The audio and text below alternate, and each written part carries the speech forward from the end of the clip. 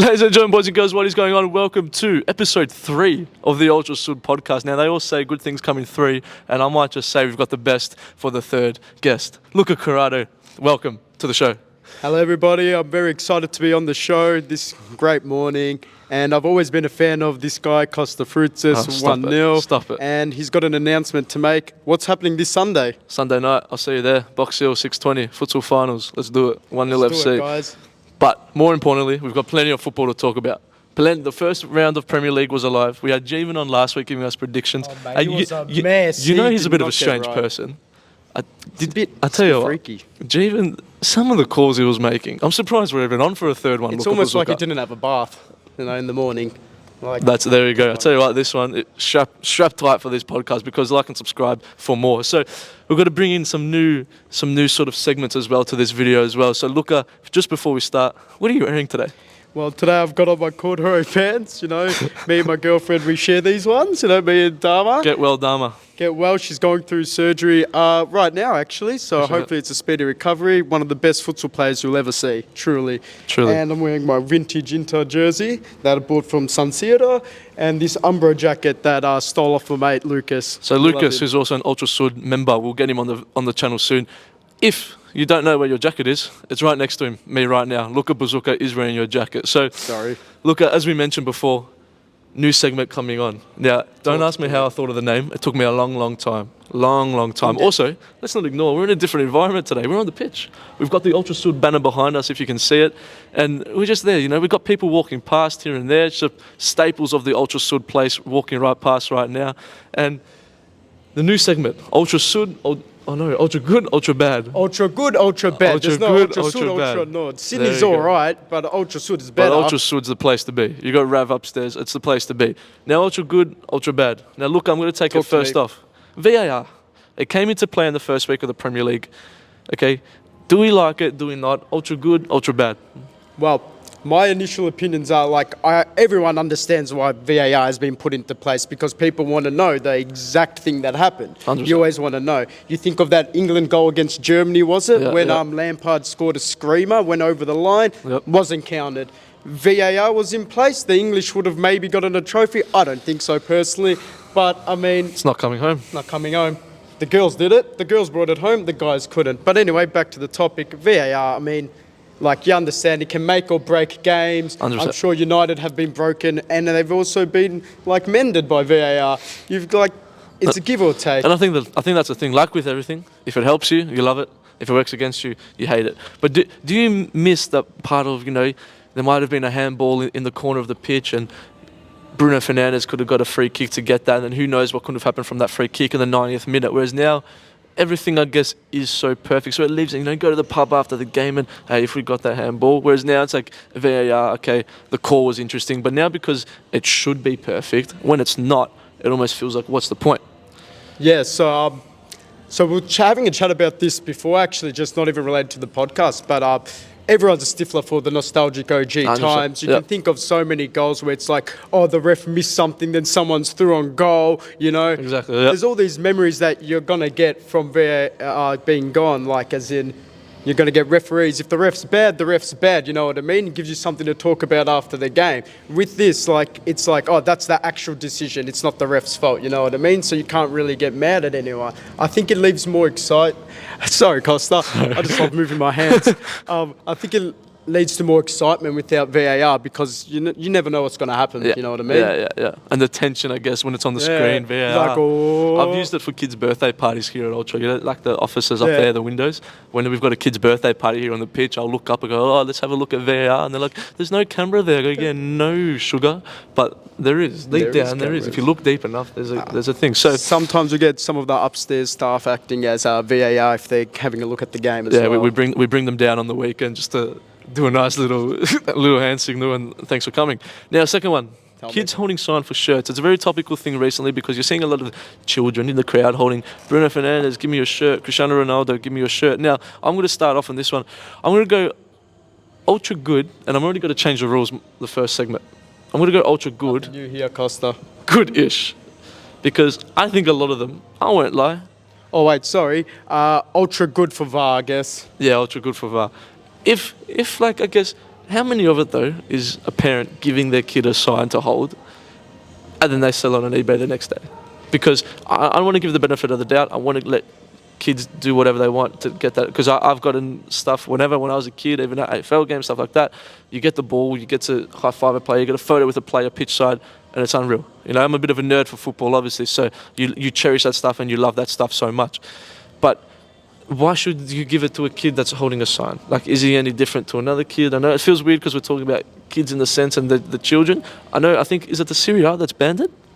So it's Ajax. Ajax have Ajax banned it at their sorry. stadiums. I don't know if that's in the rest of the Dutch league at the moment, but I know Ajax have put in rules in place. Do you think that's a bit of an extreme to ban it completely?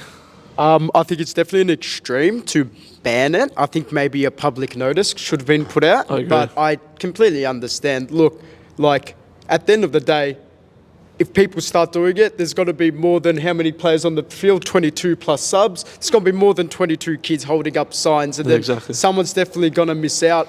And then if the person misses out just because he didn't bring a sign, it's a bit unfair. And you don't want to really be begging it. But at the end of the day, they're children, so I doubt they think they're being annoying to the athletes. Yeah. But yeah, it is how it is. It's a tough one. It's an interesting one. They don't mean anything by it, but the athletes, like, they can't get around to everyone, and you don't want the media, certainly the English media, twisting the narrative to him. Yeah, exactly. It's a very topical one because, especially on Twitter and stuff, I think you could see quite a lot of it. People are starting to not like it. They're starting to hate it a little bit. Where at the end of the day, if it's a kid getting a shirt, well, then so be it. Now, last one, Kosta and Logan Paul. I'm a big fan of both of them. I do like Logan Paul. I get a little bit of a stick for it, but I like how he came up. He's now a businessman. I try to replicate the same for myself personally, and I appreciate it. Ksi and Logan Paul, their Prime Hydration, the new hydration sponsor of Arsenal Football Club. That is unbelievable. It's absolutely huge, especially from KSI coming from a childhood Arsenal fan. I know he's from one of the different cities and he gets some stick for going to Arsenal, but he changed when he was young. Watford. So Watford. It was Watford. Technically should be a Watford Technically, fan. He got a bit of stick on a roast or something a while ago. Anyway, besides that, Arsenal fan, childhood, like, if you get an opportunity to do anything, like, close with something passionate, you're going to take it. Think of you with Man U. If you got an opportunity for 1-0, mate, to sponsor Man U, you'd take it. If I got an opportunity to sponsor Inter Milan, I'd take it. KSI I got an opportunity to sponsor Arsenal. He took it. And then Logan Paul, you can see that he's definitely matured in his age, I reckon. I think he's a real businessman now, which I like. Yeah, he's making a lot of moves that I think are smart, and I think him teaming up with KSI has showed a side to him that a lot of people appreciate. Yeah, I like it. So Ultra good? I think it's definitely ultra good. You cannot say that's bad at all. Ultra good. Let us now know in the comments down below, ultra good or ultra bad for KSI, Logan Paul, Prime Hydration, sponsoring Arsenal Football Club. Now, if there's a little bit of a noise, I'm not sure what's just happened behind us. I think it might be the heaters. I think the heaters are turning on. We'll just try to speak a little bit louder and into the mic. I could definitely speak louder. Now, Premier League talk. Look up, Bazooka. Talk to me. Premier League talk. You put in a request to focus on a game later on, which you have to wait for that. I think it's got to be a cracker, mate. But I'm a Manchester United fan, Luca. I'm wearing the new Manchester United pants here that you can get here at Ultra Football. Come into the store. I'm here tomorrow. Luca's here tomorrow on a Saturday. We've got discounts as well. Nice little of the sample stuff that's been out. I'm not going to tell you what we got, but we got a lot of items going for much less than retail. So if you want any of it, I'd come in tomorrow. Unbelievable still. New boots as well. The new Speed series have come out. Yeah, the Speed Portals, we've got them in the black, green and red colourway, and the Rick and Morty green, I think. The Mizunos. Have you seen the new Mizunos that came out yesterday? Ooh, the red Mizunos? What are like the battle pack like or red pack a luxury red. That's what I call them. Red. A luxury red. Yeah, very, very nice. Now, we've got the stuff on. Michael, if you kick that ball into the fence... We got one of the staples of the... Don't hit my computer! I had that classic clearance. Now, ultra good, ultra bad, Michael Nguyen. Michael Nguyen, look, he's a bit 50-50 right now, but I reckon because of that it was a bit ultra bad. Now, Michael, where are you Sunday night? 1-0 grand final, baby. Woo! We are making it. Now, Manchester United. All right, I'm a Man United fan. Honestly, I was going to call you Javen. Luca, I don't know. I do not know where we stand as a club. Arnautovic, that's not going to happen. Apparently, Alvaro Morata has been given. Morata, you're finished, mate. Exactly. You know, there's more of a chance of me lining up the top goal scorer from 1 FC this season to line up striker for Manchester United. I reckon you could start for Man U up top and slap two in better than Martial at the moment. Hasn't he got one leg or something? Yeah, he's done his hamstring. Ronaldo didn't start, and Ronaldo didn't start. People were surprised. I don't really understand old. that because he really didn't have much of a preseason. He played like one friendly preseason game. He didn't train, and yes, some of it might have been for personal reasons. Which, if that's the case, well, let him do what he wants to do. But I think a lot of it also was he doesn't want to be at Manchester United anymore. Look, I think, as you can tell, Ronaldo wants to play European football. I mean, as he does in his old age, he wants to get as many high-quality trophies as he can before he retires, just to get that little edge on Messi, Yeah. I reckon. Yeah, But 100%. I think the media just will twist the narrative, to make it seem like the club's in shambles no matter what. It was pretty obvious that Ronaldo wasn't going to, play, as you said, the pre-season and all that. Yeah. Then the media made it seem like a surprise. I mean, it's not all negative. And I just think Man U struggling at the start of the season always happens, no matter what, because the signings don't even get a whole pre-season in and all that. Well, that's the thing. And you know what? The exciting part from that disappointing defeat was, I think, Lissandro Martinez and Christian Eriksen. I think those two were by far our best players. I think Christian Eriksen, 100%. I mean, everyone knows that he's an unbelievable baller, but I think he was great. I think Martinez was great as well. Yes, he's small, and I would like to see Being small means nothing. You remember Fabio Cannavaro, mate? Exactly. Remember Luca Corrado? Luca Bazooka? Sorry. And Hey, I am. but Martinez, I wouldn't mind seeing him maybe slide into that 6 role. In the six. I'm trying to make the Argentinian N'Golo Kante. Look, I think definitely he could. You know what, Kosta? I think you're onto something because Thanks. I think Fred Oh. could definitely slide into the 8, as we've seen. Yeah, Fred's got a lot of good passing. And I think And it just- he's better than. I think if you let Fred just run around and pressure the ball when it's near him, I think that's the best way you got to get out of him. How many times have we seen Fred, highlights on Instagram or something, do a little dribble that you're like, I didn't know Fred could do that. So Exactly. then, because he's got that Brazilian flair, you move him up to the 8 role, he'll get into more scoring involvement, and then you put a solid rock like Lissandro Martinez at the 6. No one's getting past him. Height doesn't matter that much for the people that are saying he's too short. Yeah. The centre-backs will win their headers. I reckon that's a great call, Costa. I I'll- never really thought about that. Yeah, thanks, man. I like to think I'm good at what I do. Me too. But look, Man United in a bit of a shambles. Rabiot, I did hear this morning that apparently once again his mother, it might not happen because she's quite Look, difficult lucky to work for you with. guys, Rabiot's a donkey. I'd rather not have Rabiot and to deal with his mother than having him and then he plays like crap or he doesn't play because his mum's whinging she doesn't get paid even though she's already sitting And on you can't- piles of money. Exactly. And we're in a position now where any more toxic people that come in or create a toxic environment, that's the last thing Manchester United need right now. Speaking about toxic people, you were telling me how Marko Arnautovic was getting linked to Man U. Mate. Don't get me started on him. I know a Mate. lot of people love him from FIFA because he's tall, he's fast, but in real life he's utter dog terrible. water. Terrible. He's crap. At Inter Milan, he got kicked out. I think it was there when Jose was there. He got Yeah. kicked out in what? Played 2 games, played 1 under-21s game. His attitude was not good enough, sent him packing. If he can't survive at big clubs for a long time, I mean, what's he going to do at Man U where the media will tear him to pieces? 100%. And the fan base will tear him to pieces as well. 100%. Now, we're speaking about the striker situation at Manchester United. We've got to stay in Manchester and look at the other striker. Because that other striker, I tell you what, and I won't lie, and I hate it because I'm a massive United fan. I don't like Man City, but I tell you what, how can you not love Erling Haaland? I mean, you've seen all the media, all the match day videos, all the interviews. The one where he did a little, what was it? He swore, I was going to say it. he swore. But he goes, oh, sorry. And he then swore says it twice. again. Says the exact same thing twice. He's got to be a cult hero. We're going to see many clips of him being a funny guy. And as we know, he scores goals for fun. And I love the fact that we need personalities in football now, Luca. I feel like now with social media and the cancel culture, I guess, and stuff like that, people are so often now reserved and have to be the right person, I guess, to say like that. Whereas Erling Haaland, you can tell he doesn't give any. He doesn't care. And you can tell he's naturally funny. He's not Yeah. putting it on. He seems like a And, guy, great banter. You can't think of the last time you've had someone that you know is going to deliver in a post-match interview. There's not many people, this relates to sort of MMA, no, we watch it, but there's not many people that can perform well, then give you something to talk about after with an interview. Exactly. And even though he swore and they had to tell him off, guess who they are going to get for an interview straight away after the next game? Haaland. Erling Haaland. Now, focusing on his football. You got Kevin De Bruyne putting balls in behind him. People were saying he's not going to get as much space as what he did in the Bundesliga. Well, guess what? He's not coming. He got absolutely rinsed for his Community Shield performance. And again, if you've got to sing his praise, rain on his parade, but he's not going to come up against Virgil van Dijk every week. He was coming up against the West Ham defence, which last year were very solid. He made him look like nothing. Okay, and he's got to do that. Imagine when he comes up against the likes of Bournemouth, Fulham, Brighton. People don't understand that that first match he would have played would have been so much pressure on him, and I doubt he was even thinking like what that miss he made. Have you made a miss like that before on camera? No. Yeah. No. Costa never. No. Don't watch any 1-0 YouTube videos. But I've definitely made a few misses like that on camera at futsals or something like that. But it happens, especially in his first game, the pressure. Everyone that doubted him there took him out of the fantasy team. I knew kept him we were in. making a mistake. I kept him in, captained against, who they verse again?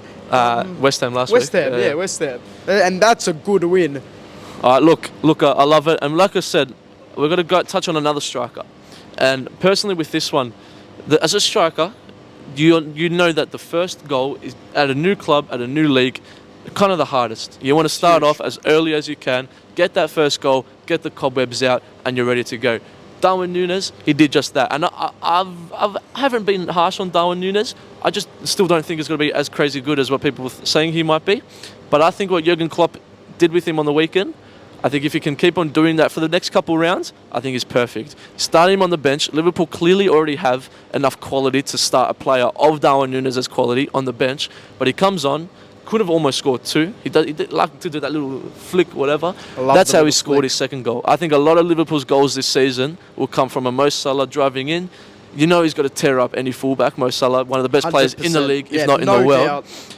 He's got to go past, tear that fullback apart, put that ball in. Darwin Núñez is a big boy as well. Yes, he looks a little bit uncoordinated at times, but he can get his head on it, and as we can see, he can finish it when he needs to as well. So I'm liking what Klopp did with Darwin Núñez. I hate to give it credit, but give credit where credit's due, Luca.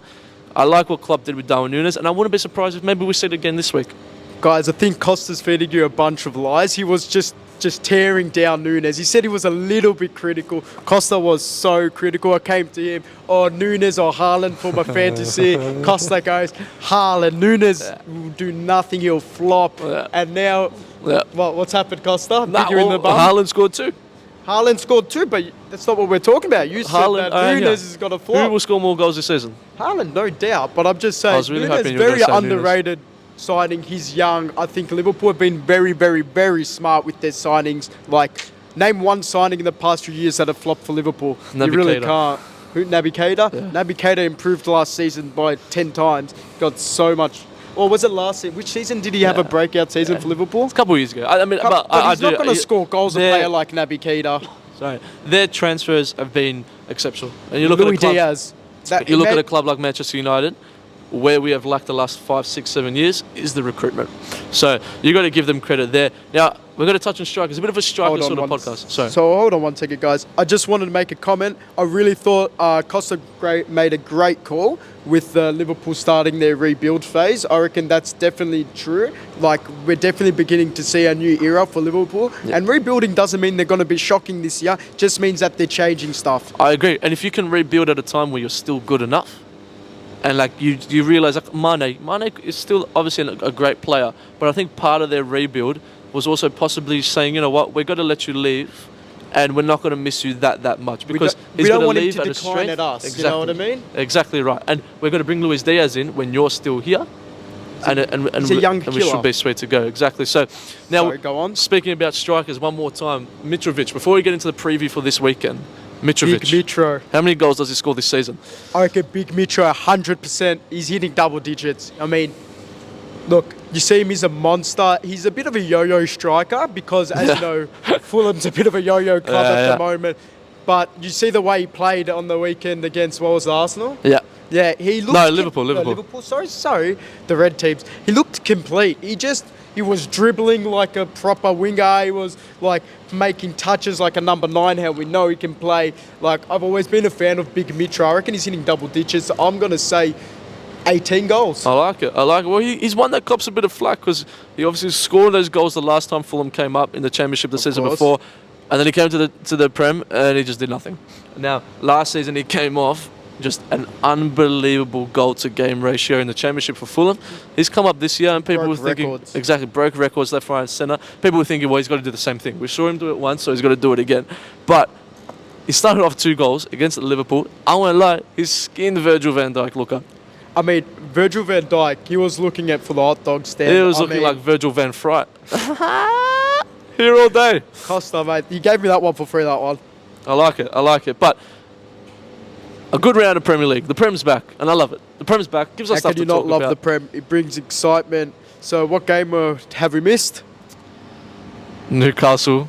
So versus guys, Brighton. massive game on the weekend. Newcastle versus Brighton. As you know, Brighton have smashed it against Manchester United. That wasn't an upset. We always knew Brighton were going to smash them. Hey. You know, the Aussie boys there, they have a strong Aussie core. Most of them have gone. We know Moyes at Celtic, Matty Ryan's in Spain now. But Brighton always has a strong place in my heart. And then we got the boys, Newcastle. The Twins. Now, I lived there. And I watched them play. Lifetime Newcastle fan, guys. And I think the Saudi takeover, you know, we're going to be doing bits. I think the Brighton game is going to be a big, like... It's actually a big game. It is I a won't big lie. game It's because... a very big game because there's 2 teams that are in that mid-table sort of team, but looking to take the next step. Do you think Brighton or Newcastle now are taking Everton's position as the team trying to break into the top 8? 100%. I think they become... And Graham Potter, I tell you what, Brighton's manager, he is unbelievable. He's I actually saw a grouse. TikTok the other day where it's like, you know, Chicharella up there and Aaron Moy and players like that. It goes, you know, these guys, we miss them. Ben White, you know, we miss them. But the only person that's irreplaceable is Graham Potter. And look, Could be the next England manager. 100% a shout. I don't think Southgate's got to go on for much longer. I think this will be his last tournament coming up. I think Graham Potter's he's pretty young as well. He's a good young manager. Yeah. Or even, is it Eddie Howe, the Newcastle manager. The Newcastle manager. Yeah, I fan of him. Great young managers, bringing a new flavour into the system. And I think those 2 teams, they'll be a problem in the near future. Yeah, so score prediction for that game? Going for a high-scoring game, either 2-2 or 3-2 with a Newcastle win. I think 3-2 Newcastle 3-2 win. Newcastle seeing goals. Joelinton Lucian, goal. Newcastle versus Brighton, score predictions. Los! Score prediction, Newcastle Brighton. 2-1 to Brighton, I think it was. 2-1 to Brighton. 2-1. There you go. Ultra Sud running wild on you, brother. Running road. Like Hulk Hogan. Don't do that one again. We didn't do the DX cross chop if you're doing one. Arsenal versus Leicester City. Look at Bazooka. Leicester, we got the new jerseys in here at Ultra Football. They look good. I actually don't mind it. So the little collar? How nice is the half blue collar? is simple, but the half collar is nice. I love the half. I quite like it. If it's, I don't wear any other Prem clubs kits. However, I do because I go for Newcastle and they're bad. Actually, have you seen Newcastle United? They have to wear a new kit because apparently all 3 of their kits clash with all of Brighton's kits. Even the Saudi Arabian jersey, Yeah. that's definitely not Saudi Arabian on purpose. Definitely not the Saudi Definitely Arabian not kit. on purpose. Definitely not the Saudi Arabia kit. We're going to go through the Premier League predictions real quick. 3 of the, I think, bigger games. Arsenal versus Leicester. Take it away. Arsenal versus Leicester. As you can see, if you come into Ultra Sud, I don't know if they have it in the Sydney store, but we got the Arsenal away jerseys in pink, or is that the third? Yeah, the third one. The third. So we got the Arsenal Actually, third. no, away one. My apologies. Arsenal away jersey, the pink. Very nice I jersey. like We it. got the Leicester home printed on as it well. yesterday. It was nice. I think if they were playing in their kits, Arsenal would probably win 2-1. But I think Arsenal are going to be having a great season. And I think they need to sort out their defence still. They're looking a bit shaky and they need to gel together. But their attack's going to be flames. Martinelli, Saka, Jesus now. I like the prediction you made with Jesus on the wing. He's got a bit of creativity. Do you like He's that got one? the Yeah. techers. I like it. I think maybe go for like a 2-1, 2-1. 3-1. I feel like Arsenal's going to be a high-scoring team. They I will agree. concede a lot. I agree. I'm gonna go with you there. 2-1 win for Arsenal as well. Now, Manchester United, Brentford. Manchester United, I think we should get the win. Okay, Brentford's not an easy place to go to. Brentford also, I feel like they might have a little bit of that second season syndrome. Near the end of last season, they weren't that good, and I think maybe they were okay last week against Leicester. I think Brentford, though, will be good at times, but they'll also struggle. And I think this will be the game where United bounce back to an extent. Are you guys going to be at home? Is it at Old No, Trafford? it's Brentford. See, if it was at Old Trafford, I'd say it's a lock Yeah. for Man U. I agree. But because it's away, what's their ground called? It's the Cottage or something. Yeah, I can't. No, it's not. It's Cottage not. is Let us know in Fulham the or comments down something. below. Yeah, Thomas don't ask Frank. us about Thomas that. Frank, though, great manager. Yeah. But score prediction. I think my score prediction's gonna be 2-1 Brentford. I think they might do a bit of a... Remember that 4-1 win they had against Chelsea, or was it 4-2 when Rudiger scored the long shot? Yeah. Brentford can surprise. I know they've lost their playmaker in Eriksen, Christian Eriksen, yeah. but I do reckon Brentford will surprise people, and I reckon a 2-1 upset. And that will be the last upset of the season. I reckon that will be Man U's, like, awakening. They'll slap them away. And then we go win the league. Because 21 is coming. Yeah, win the league in the women's EPL. Hey, 21 is coming. Yeah, it is. I'm going to go 2-0 Manchester United. 2-0, good prediction. Christian Eriksen to score his first goal at Brentford. And he scores and he puts his hands up, blows kisses, thanks for going. Now, puts the last his hand game, up, maybe double fingers, a bit of a WWE heel moment. Stone Cold Steve Austin. I reckon. The crowd turns and he... Heel turn, yeah. Heel turn. Throwing bottles. Christian Eriksen, imagine, shaves his head. He just turns heel. Christian Eriksen does a heel turn. There we go. There's the title. That's That's the actual prediction for the game. I love turns that. heel. I love that. He kicks Pontus Janssen in the back of the head, something like Thomas Frank, Christian Eriksen's got the pole in the corner, goes up to Thomas Frank, gives him a sweet tune music. I love that. That's quality content, that. Now, Chelsea versus Tottenham. Mate, what I can tell you about a Chelsea versus Tottenham game, it is always down to the wire. Remember that game where Fabregas and was it Dyer just got into it and it spilled into the fans. Now, I know everyone says, it's Tottenham Arsenal, but Tottenham Arsenal, they don't have the tenacity, I think, in the Chelsea-Tottenham game. Everyone wants to kill each other. Conte is going back to Stamford Bridge. I reckon...